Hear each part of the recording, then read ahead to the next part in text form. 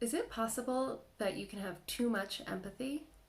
I actually think it is. And I think that when you have too much empathy, it actually becomes the opposite of empathy. It can actually become selfish. It can actually become an obstacle to showing true compassion for another person.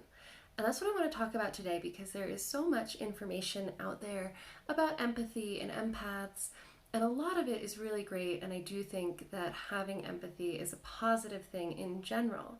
But I also think we have to be very careful how we think about empathy and paying attention to what another person is really experiencing versus just our own interpretation of what they're experiencing. So we're going to get into all that today. We're going to talk about mirror neurons, and we're going to talk about like the nitty-gritty of how we feel emotions, how we structure emotions in our body and in our minds. Before we jump in, I want to share with you a super exciting announcement. I have just launched a 12-week one-on-one coaching program. It is going to be available starting September 15th. So for anyone who's interested in working with me one-on-one, this is a program specifically designed for women with depressed partners to help them take back their emotional power, beat emotional burnout, get truly happy, and go after the life of their dreams.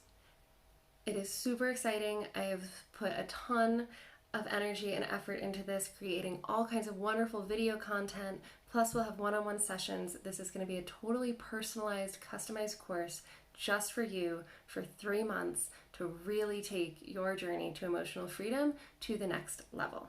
So check that out. All the details are on the link in the description below. And now, let's talk empathy. So first, I want to get clear on what empathy is. Right? Empathy is just when you see someone else experiencing an emotion and you feel that emotion too. So you see someone who's sad, you feel sad. You see someone who's happy, you feel happy. And this happens because we have these snazzy little guys in our brain called mirror neurons. And mirror neurons' job is to recognize the physiologic signs of emotion in other people. And they're really, really good at this, and to the point that this even happens on television.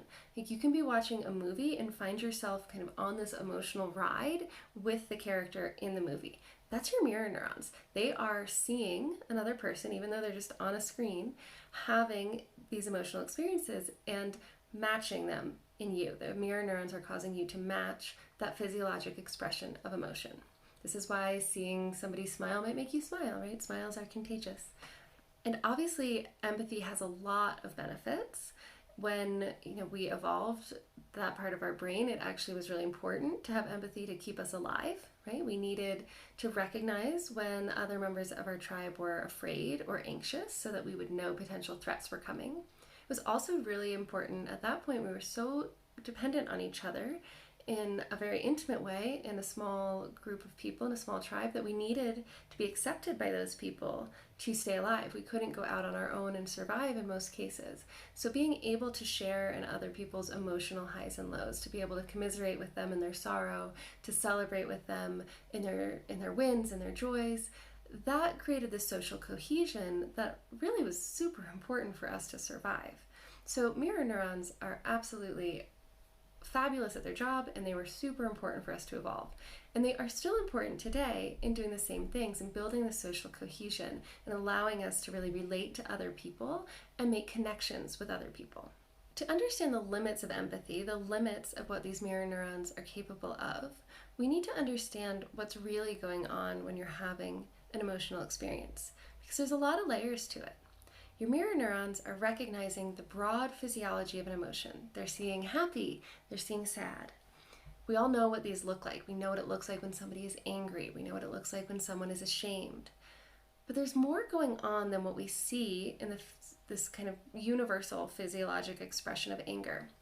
It's only a part of the emotion. You're also having a set of physical sensations on the inside. You're feeling something in your stomach, in your chest, in your face.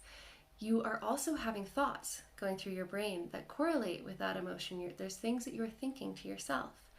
And even though you're probably unaware of it most of the time, you also have a visual representation that goes along with that emotion. You have a visual image that you are seeing internally and responding to. So your emotion isn't just the outward signs of joy or sorrow they're internal as well.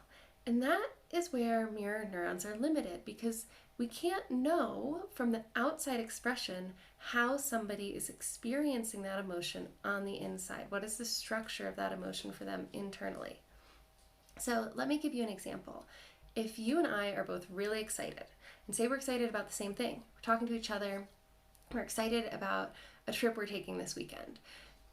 We're both outwardly excited. If you were a neutral observer, like standing off in the street looking at us, you'd say, oh, yep, those girls are excited. But we could be having very different internal experiences. For me, that excitement might feel like a welling up from my stomach, like a warm welling. For you, it might be like an expansion and a lightness from your chest. Subtle differences, but differences nonetheless. As far as our thoughts go, you might be thinking, oh my gosh, I can't wait to see all these people. We haven't seen each other in years. It's going to be so amazing to reconnect.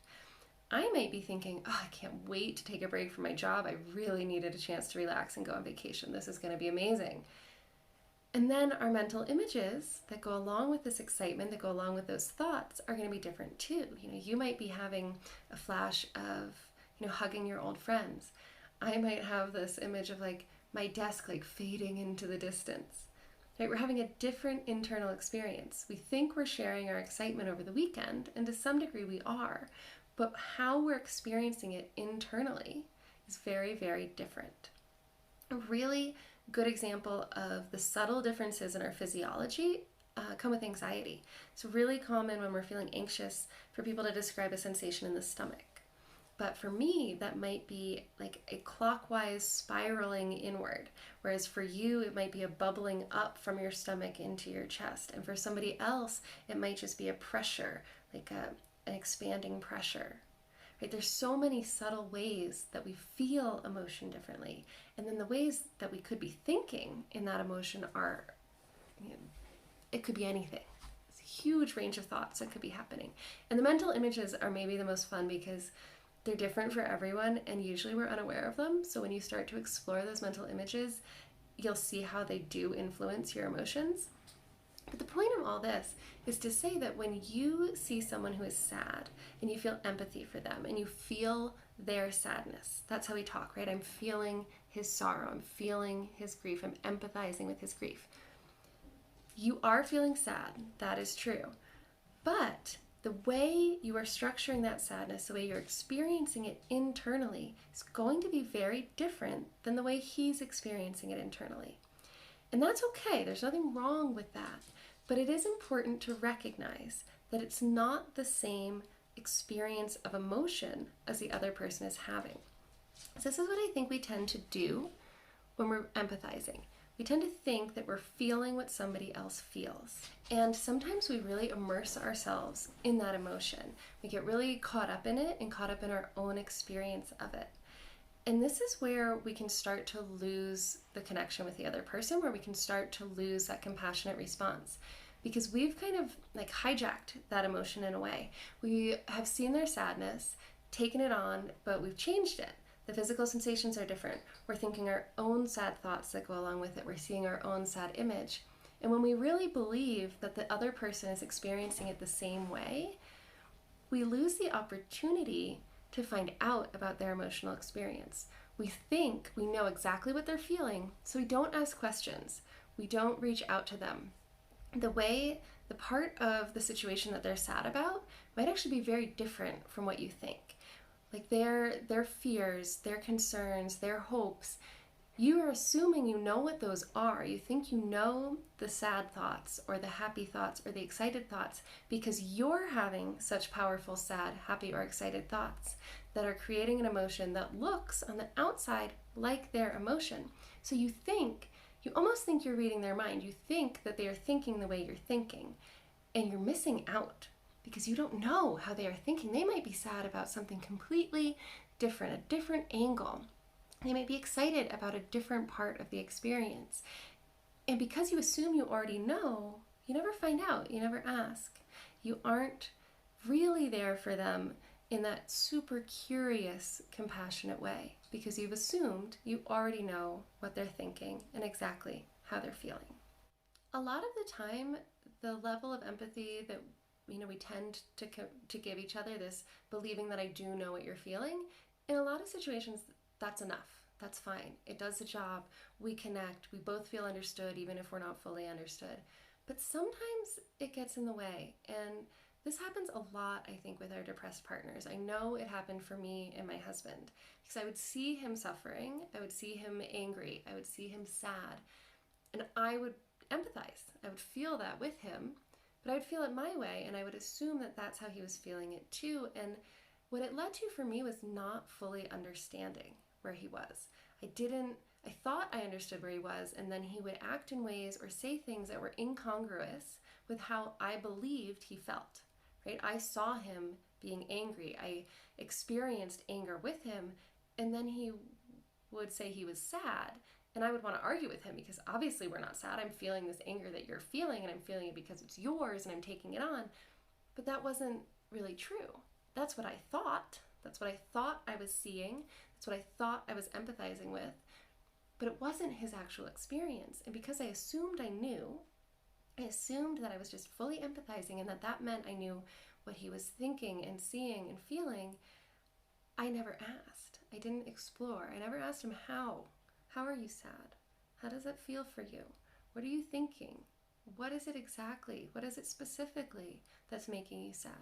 I wasn't able to really connect with him, and for years we walked around kind of passing each other, having these emotional experiences and not understanding where the other person was or what they were really feeling. And that actually prevented us from connecting in the way that I really wanted to connect, especially when he was depressed. Fortunately, there is a very, very simple way to expand your compassion and to expand your empathy and to be empathetic on a deeper level. And that is to get curious. When you notice another person's emotion, and it's best, I would say, to start doing this with positive emotions. When you see someone's joy, when you see their excitement, empathize with them. Let yourself feel it. And notice, how does that excitement feel to you? Where do you feel it in your body? What thoughts are running through your brain? Is there an image you can access? Feel it. Empathize with them that way, the way you normally would. But bring some awareness to your own internal representation of that emotion. And then ask them. Just ask them how. How do you feel excited? And at first they'll probably think that's a weird question. But if you're really genuinely curious and want to know, like, not why are you excited, not what are you excited about, but how. What are you feeling and seeing and hearing on the inside? How do you experience excitement? When they tell you, it's so much fun to find out how different someone else's experience of excitement can be, someone else's experience of joy. And the way you find out is simply to ask. Ask the question, how? How do you experience this emotion? What are you seeing and hearing and feeling on the inside? And compare that with yours. And you'll start to develop this sense that we are all of these individuals having very unique emotional experiences. And over time, you'll stop assuming quite so much that you know what somebody else is truly feeling or what they are thinking when they're feeling that way. Because when you're in it, when you're in an emotion and feeling it, it's all so present and strong. Your thoughts are so clear, the feeling is there, like it's just so obvious that that's how you think when you feel this way, right? It's so apparent that that's how this emotional experience is. But it's different for other people, and that can be really shocking to know. But learning that enables you to show up with so much more compassion for that person because you can actually get curious enough to explore their unique experience. So I'd encourage you to go out and ask people how. How are you angry? How are you happy? It's fascinating, and it will expand your capacity to show real compassion and a deep level of empathy where you really, truly understand how someone else is feeling instead of just layering your own emotional experience on top of theirs. I hope you enjoyed this video. Please leave me a comment below. And don't forget, if you're at all curious, to click that link and check out my 12-week course. It's going to be totally customized. We're going to take a whole slew of tools from NLP, coaching, psychology, and we are going to figure out how to apply them to your brain, to your experience in a way that sticks so that you can really start to implement some changes in the way your own mind works and finally take control of your emotions. Say goodbye to anxiety and guilt and frustration, and embrace your life and really learn to go after your dreams. That's what the course is all about, and it's going to be really, really fun. So check it out. Okay, I will see you tomorrow.